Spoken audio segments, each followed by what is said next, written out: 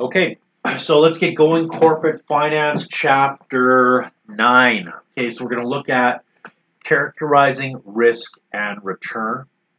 Now, I, oh, just getting back to, let's just go to the assigned questions. So, question 1 and 2. Then I want you to do problems 9-1, 9-2, 9-4, 9-15, and 9-16. So, I just looked at the email that I sent out, and I noticed that I did not attach the video link, and I did not attach the slides. So that's going to present a little problem. So as soon as I finish this video, I will send out again the slides, the link to the video, and going forward, you should be okay. All right, so we're going to look at, first of all, historical returns. Okay. So again, historical returns sounds just like it sounds. It's the return you got from a past investment. Okay. So we're going to look at the method for calculating any type of returns that we might have, the assessment method for investment returns and historical returns, which are helpful in predicting future returns. However, you'll see when you watch various investing shows that says that historical results are not indicative of the future. So we just got to take that into consideration as well. Okay, so first let's look at our two types of returns. First of all, historically, we have a dollar return and we have a percentage return. So a dollar return is the return that we got from our investment on a dollar basis. Okay, so for instance, I had some good success last week investing my money, just doing some day trading. Okay, I think I made about $1,100. Not bad. This week, not so good. So the dollar return includes capital gains or losses and income earned as well. Okay, so income meaning a dividend. So let's just say we bought 1,000 shares of, I don't know what company has been in the news lately. I don't know. Let's just say we bought 1,000 shares at $5 a piece. Okay.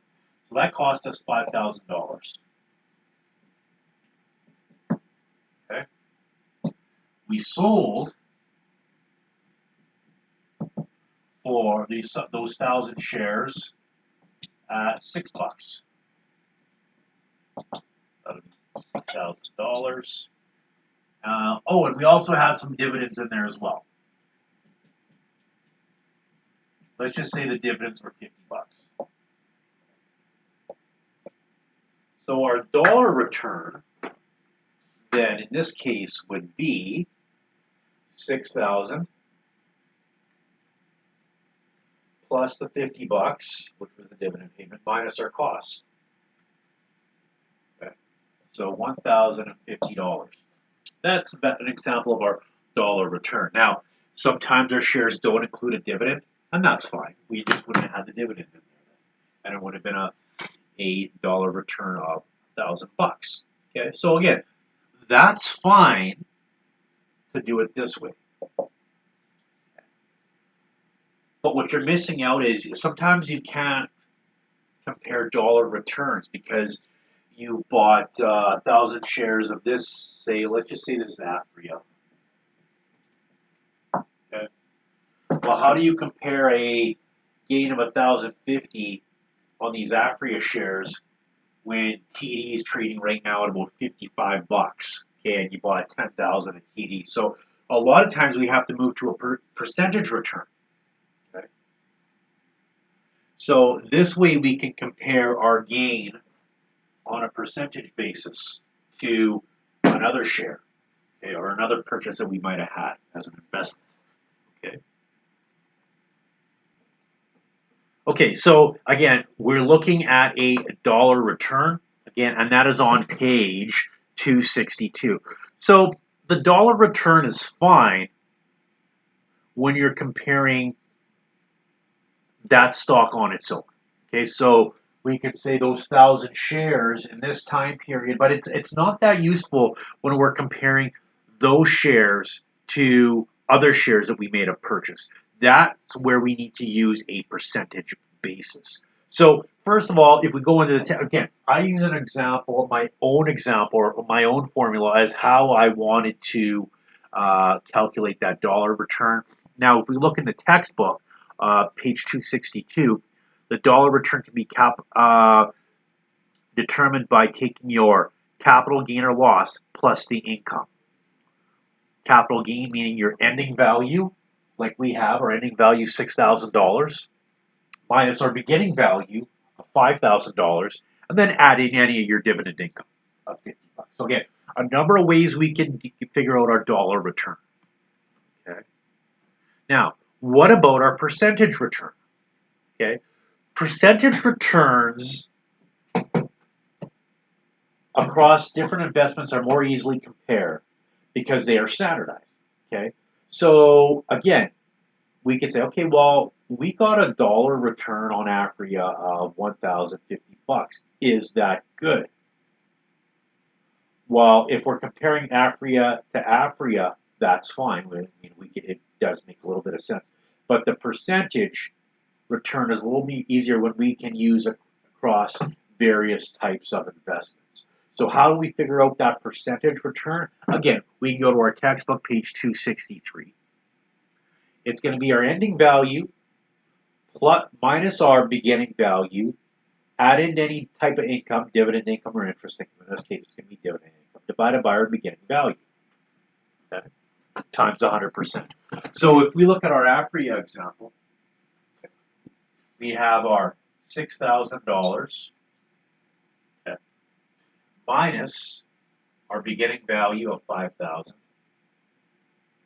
plus the $50 of interest, or sorry, dividends, divided by our beginning value of $5,000. So what return on that is? What's that return going to be? We're going to take our calculator. 1,050 divided by $5,000. That's a return of 21%.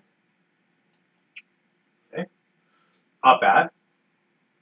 So what does that mean? Well, it means we got a 21% return. So is that good or bad? Well, we don't know. What we need is more information. Maybe that's for 2020. Well, maybe we can compare it to 2019. What was the ending value of that asset in 2019? Or let's just say, well, we want to compare. So that's what we did in 2020 for Afria. But we also made another investment.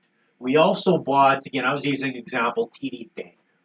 Now, I don't want to use TD Bank because it went down. Actually, all investments right now, because of the period that we're going through, most investments are down. So let's just make up another example. Let's just say Imperial Oil. Okay.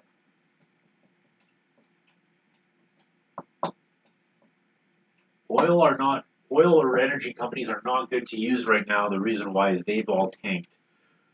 So right now, I think Imperial Oil is trading at $17 around there. So let's just say we sold 4,000 shares of Imperial Oil at $17. Okay, so 4,000 times 17 is 68,000. And we bought, our cost was 4,000 shares at, say we bought it for $15. So 4,000 times 15 is $60,000.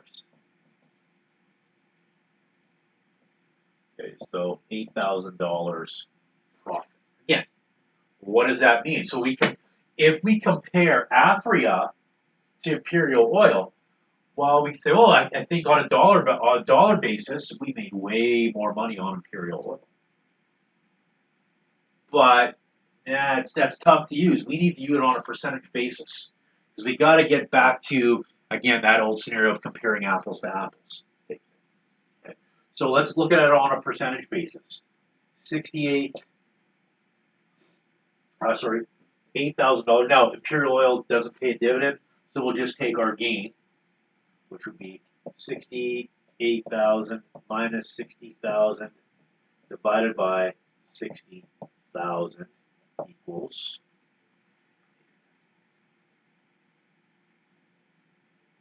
13%, 0.33%. So now you can see what provided the better return. On a dollar basis, yeah, Imperial Oil. Now, if you wonder what Imperial Oil is, it's Esso gas stations. Okay, on a retail level, and Imperial Oil does the refining on a wholesale level. So Imperial Oil refines the oil, and they distribute it to various other gas stations, in addition to the Esso gas stations that Imperial Oil owns. Imperial Oil is owned by Exxon from the U.S. I think I'm like 95. There's some relationship. I think Exxon has a big chunk of ownership of Imperial Oil, or they just own it outright. Something along those lines. I can't remember which. Anyways, so if you're telling me, well, what's the better return? Well, on a dollar basis, yeah, Imperial Oil gives you a better dollar return. But strictly on a percentage return, which is what you should be using, you had a 21% return on investment on Afria rather than a 13% return on Imperial Oil. Okay? So you would have been better off then to take all your available money and invest it in those Afria shares, which is marijuana, compared to what's happened with Imperial Oil. Again, if you look at it strictly on a dollar basis, you won't be able to tell. But once you get into looking at percentage returns, that's where it really starts to make sense. And you're not just gonna, it's not just going to be in a vacuum where you're going to say, oh, okay, well, this one thing here, 21% return, that must be good. But you're going to want to compare. You're going to want to compare dollar values. You're going to want to compare, again, one stock to the next, maybe industry. So again, just looking at one thing isn't enough. We've really got to be aware of what's going on in the market, okay, and what those returns are across the different sectors. And again, we're going to factor in time periods as well. Okay. So again, 262 and page 263 gives a good example of how we're going to calculate those numbers, okay, looking at a percentage return. The only thing I forgot to put in is it's times 100 to get that percentage figure. Otherwise, we would have been at 0.1333.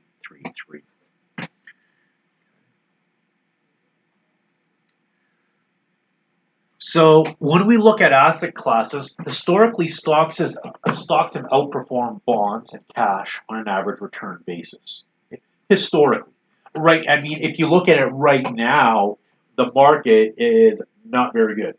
Okay, so bonds right now are probably going to outperform stocks, but again, historically speaking, over the long term, you're going to get a better return on stocks. So the average returns are not an accurate picture of annual returns. Okay, so one differs from the other. The annual return would be a yearly basis. The average return is over its lifetime. Okay. I feel like, when you watch Donald Trump go up and talk on a daily basis about and reading off the teleprompter, that's what I'm doing because I have the screen above this computer. I'm just kind of reading one off the other type thing. So, all right, so if we look at average return, okay, this is on page 263. There's a formula on how to calculate. You'll take the sum of all the returns divided by the number of returns. So that would be in a portfolio. So are 1 year returns typical for expectations in the long run? So it says here, we look to average returns to examine performance over time. Okay. And our formula is below. Like I say, the sum of all returns divided by the number of returns. Okay. I'm going to stop here, and then we'll resume on page 266.